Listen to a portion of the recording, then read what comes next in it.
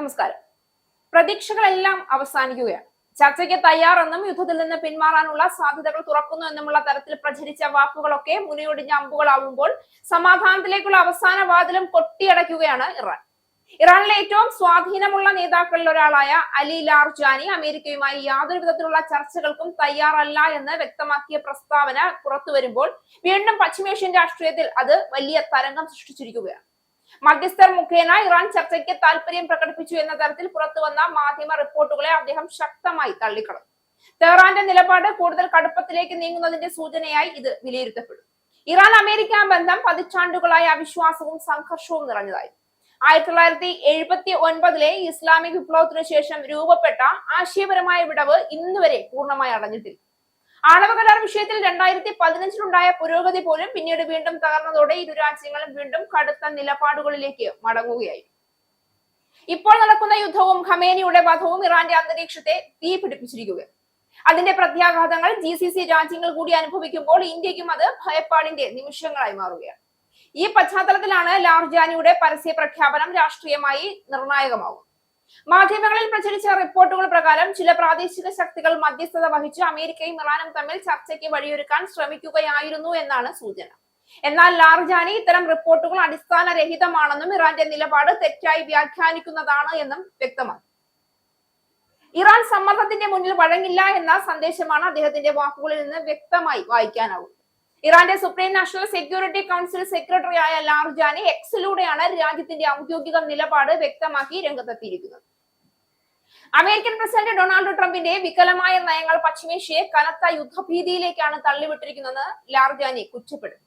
America first എന്ന സ്വന്തം മുദ്രാവാക്യത്തെ Trump ഇപ്പോൾ ഇസ്രായേൽ ഫസ്റ്റ് എന്നാക്കി മാറ്റിയിരിക്കുകയാണ്. ഇസ്രായേലിന്റെ അധികാരമോഹങ്ങൾക്കായി അമേരിക്കൻ സൈനികരെ അദ്ദേഹം കുരുതി കൊടുക്കുകയാണെന്നും ലാർജാനി തുറന്നടിച്ചു. കൊല്ലപ്പെട്ട പരമോന്നത നേതാവ് ആയത്തുള്ള അലി ഖമീനിയുടെ വലം കൈയും പ്രധാന ഉപദേഷ്ടാവുമായ ലാർജാനി ഇറാൻ ഒരിക്കലും യുദ്ധത്തിന് തുടക്കം ഇട്ടിട്ടില്ല എന്നും എന്നാൽ അധിനിവേശത്തെ ശക്തമായി നേരിടുമെന്നും വ്യക്തമാക്കി. അമേരിക്കൻ സൈനികരുടെ ജീവഹാനിയിൽ ഇപ്പോൾ ഭയക്കുന്ന ട്രംപ് തന്നെയാണ് മേഖലയിൽ അശാന്തി വിതയ്ക്കുന്നതെന്നും അദ്ദേഹം കൂട്ടിച്ചേർത്തു. ഇറാനും അമേരിക്കയും തമ്മിലുള്ള ബന്ധം കൂടുതൽ വഷളാകുന്നതിന്റെ സൂചനയാണ് ലാർജാനിയുടെ ഈ കടുത്ത പരാമർശങ്ങൾ നൽകുന്നത്. അതേസമയം അന്താരാഷ്ട്ര സമൂഹം ഈ നിലപാടിനെ ആശങ്കയോടെയാണ് കാണുന്നത്. പശ്ചിമേഷ്യൻ മേഖലയിൽ ഇതിനകം തന്നെ സംഘർഷാവസ്ഥ നിലനിൽക്കുന്ന സാഹചര്യത്തിൽ അമേരിക്ക ഇറാൻ സംഘർഷം കൂടുതൽ ശക്തമാകുന്നത് എണ്ണവില മുതൽ ആഗോള സുരക്ഷ വരെ പല മേഖലകളെയും ബാധിക്കും. യുദ്ധമോ സൈനിക സംഘർഷമോ നേരിട്ട് പ്രഖ്യാപിക്കാതെ നിഴൽയുദ്ധങ്ങളിലൂടെ പരസ്പരം സമ്മർദ്ദം ചെലുത്തുന്ന അവസ്ഥ പോലും നീണ്ടുനിൽക്കാൻ സാധ്യതയുണ്ട്. ആയിരക്കണക്കിന് നിരപരാധികൾ യാതൊരു തെറ്റും ചെയ്യാതെ യുദ്ധത്തിന്റെ കെടുതിയിൽ മരണപ്പെടും. ലാർജാനിയുടെ പ്രസ്താവനയിൽ നിന്ന് മറ്റൊരു രാഷ്ട്രീയ സന്ദേശം കൂടി ഉണ്ട് എന്നും വിലയിരുത്തലുകൾ ഉയരുന്നുണ്ട്. ഇറാൻ ചർച്ചകൾക്ക് എതിരല്ല, പക്ഷേ സമ്മർദ്ദത്തിന്റെ പശ്ചാത്തലത്തിലല്ല.